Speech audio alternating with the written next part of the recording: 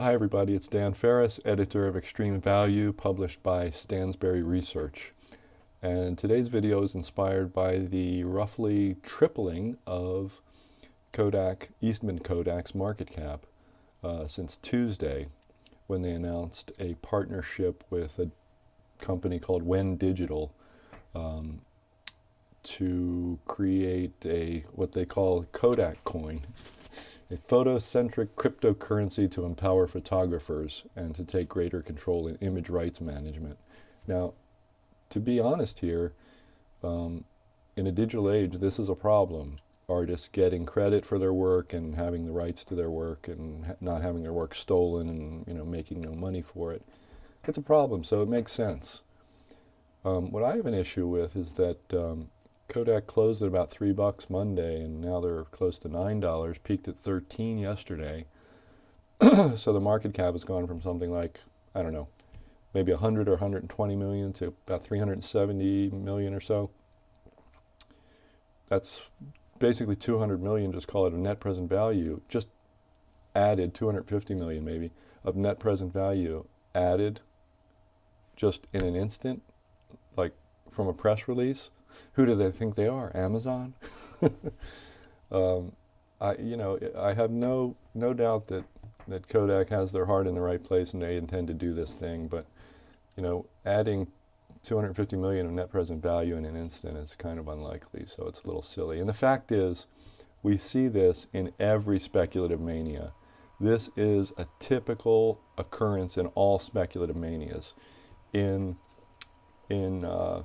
the 1920s.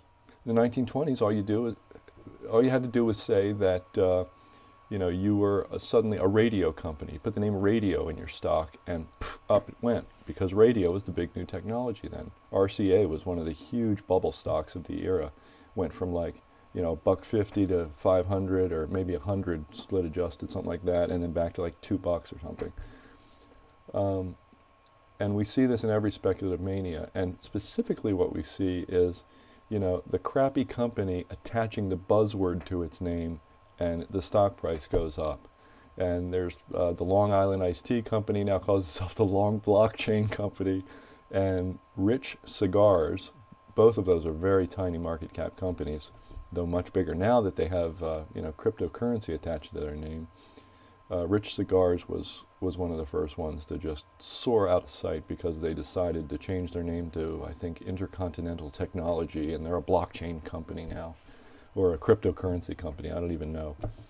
But it's silly, and it's typical of crazy speculative fever, and you see it in every speculative mania. I mean, I remember the gold companies that became internet companies in the late 90s, and the other various small cap companies that became social media companies.